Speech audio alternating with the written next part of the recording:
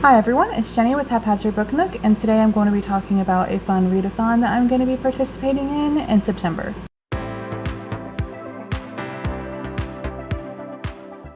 So this readathon that I am participating in is run and hosted by Maggie from Maggie's Books and Stuff. It is the Romance Readathon for 2024. So she ran this last year as well, and it was Bridgerton themed, and it was so fun. She put so much work into these. So this year for 2024, the theme is going to be Phantom of the Opera. I'm so excited. She's going to have a movie night where we watch Phantom of the Opera. She has written a tons of letters from the Phantoms.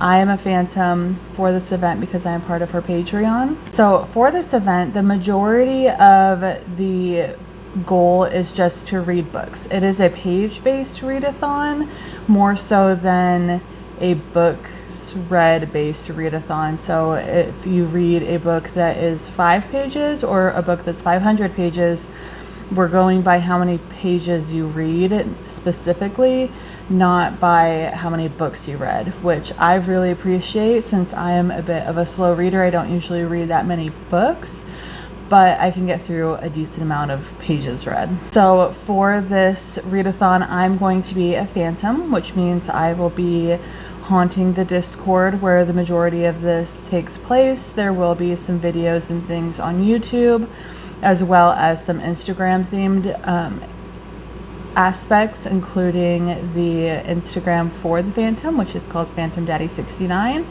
where the Phantom will be going after all of the people who are participating and just causing a ton of chaos. So there isn't a ton of rules for this readathon. The majority of the rules is just to read a book, but there are ways that you can get extra points for your team. Some of those are reading books in specific tropes, which is what I will be talking about in the second half of this video.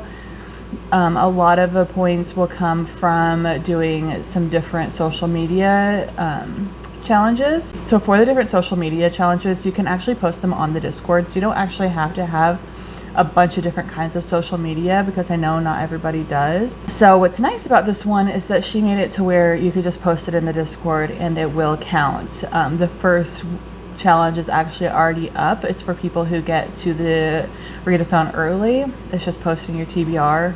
It's super easy. So a lot of people have actually already started posting their TBRs in the Discord, which is super fun.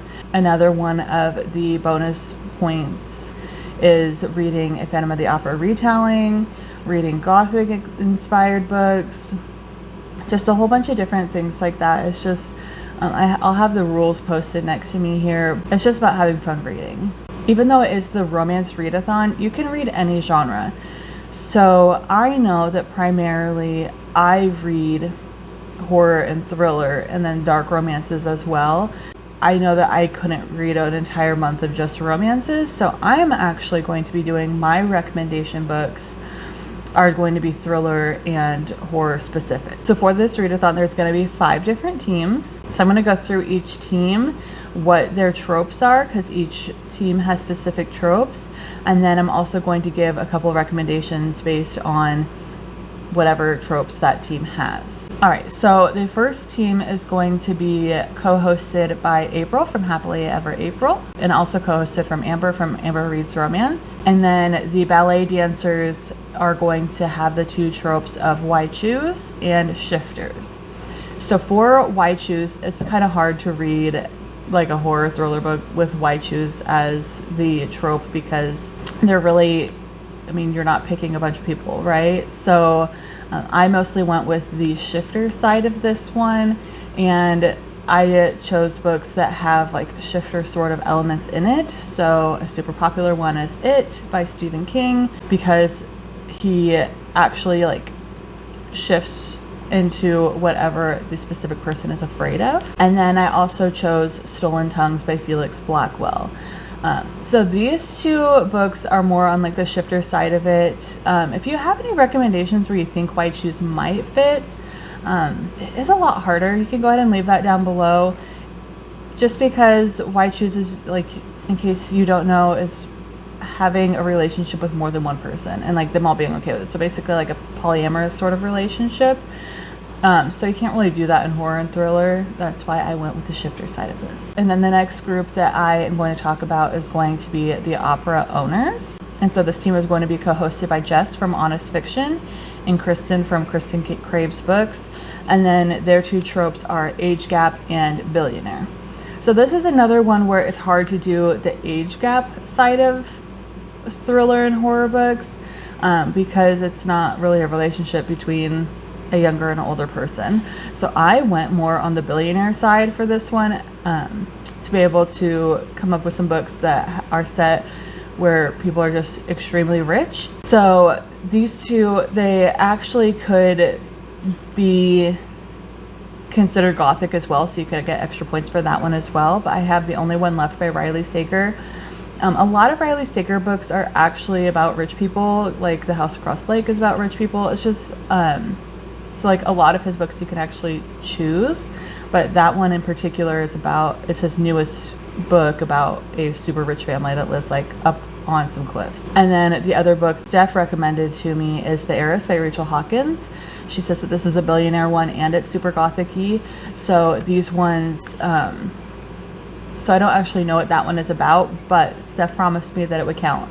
And then for a YA book series, there's the Inheritance Games. That one would also count as billionaire, and it will also count towards the next team I'm going to talk about, which is the Opera Singer. So the Opera Singer is going to be co-hosted by Jenn from the Book Refuge and Monica from A Little Bit of Monica. And then the tropes for the Opera Singer are going to be forced proximity and enemies to lovers. So the Inheritance Games will work for the forced proximity side of this, as well as, like I said, the opera owners. So two other books that I have that would work for this prompt would be Dead Silence by S.A. Barnes. It takes place in space. They're in a super contained area, so that one would count as forced proximity because it's super isolated. And then I also chose The Island by Natasha Preston because, again, they are just on an island, so they are also super contained. They can't get off of the island. And then a book that would count as both forced proximity and enemies to lovers / enemies to allies. I did speak with Maggie and make sure that enemies to allies would kind of work for this, would be Into the Drowning Deep by Mira Grant, because people who are in opposite sides of science fields end up having to work together to be able to survive the killer mermaids. And they're all also on a research vessel, so they can't leave. So forced proximity there. A lot of books would actually count as forced proximity as long as they're kind of like by themselves, they can't escape at all. All right, so our next team is going to be Raul, and that is going to be co-hosted by Crystal from Books Forever After and by Katie at mrs.pizzareads. The two tropes for Raul are friends to lovers, and then it's going to be second chance romance, or in this case, I did like going back to where you're from, essentially. So like a second chance at being where you're from. So, for instance, for this one, I chose Home is Where the Bodies Are by Geneva Rose because they go back home and then they discover the parents' secrets. And so it's kind of like a second chance at being able to solve these different like crimes and things that the parents did. And then for friends to lovers or friends to allies, again, a lot of books could count for this trope that are in like the horror thriller genre because a lot of people that are friends like end up like working together to try to survive. I went specifically with Claw by Katie Berry. I read this book recently and it's amazing. It's about a group of people that live in this town that are trying to all survive some prehistoric monsters. So they are all friends and they become allies to try to survive. Our last team is going to be Stagehand, which is actually my team to be the Phantom for, which is going to be co-hosted by Sam from Samantha Donovan and Joanna from XO Joe. And then the prompts for the Stagehand is going to be morally gray and opposites attract. So for this one, I didn't actually come up with any books because pretty much every thriller and horror book has morally gray characters. Read any thriller or horror book and you will count for that trope. So, and then for opposites attract, again, you can't really do this for horror because it's not two people with like opposite like personalities like coming together and forming a relationship. So I mean that's kind of a harder one to do, which is why I'm focusing more on the morally gray side of it, which again literally any thriller or horror book will count for.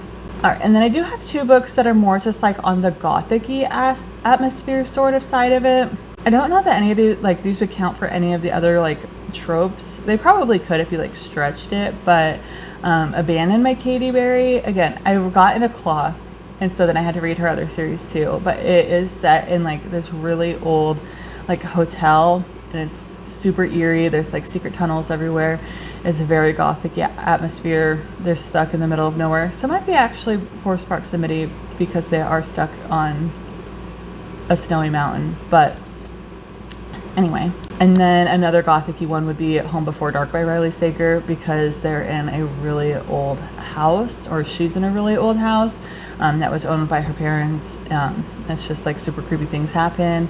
So super like gothic-y atmosphere because the house is old and creaky. It's like ghosty and things like that. So those are my recommendations for this readathon. I really hope that people join it. If you want to join it, I will leave the Discord down below. I will also leave Maggie's channel, all the co-host channel, all the different Phantoms channels down below. And then when you do join, if you have any questions about whether or not a specific horror book would work, you can go ahead and ask Maggie or I, or even Steph from My Kind of Steph. She's also a Phantom, and we will be able to like help decide whether or not a book will fit for a prompt, just because it is a little more difficult to do translating romance prompts for horror thriller, but it can be done. So don't forget to go and check out everybody else's channels. They're all posting different like rec videos, announcement videos. They'll have a lot more information, I'm sure, than I had, especially Maggie's video. She did an amazing job. I'm so proud of all the work that she's put into this. It's going to be amazing. I know it, because the last year's was amazing. This year's is going to be amazing. She's come up with like different kinds of merch, bookmarks and things. I'm just super excited to be able to do this in September with her. If you'd like to, you can go ahead and like this video and subscribe to my channel, and have a good rest of your day. Bye.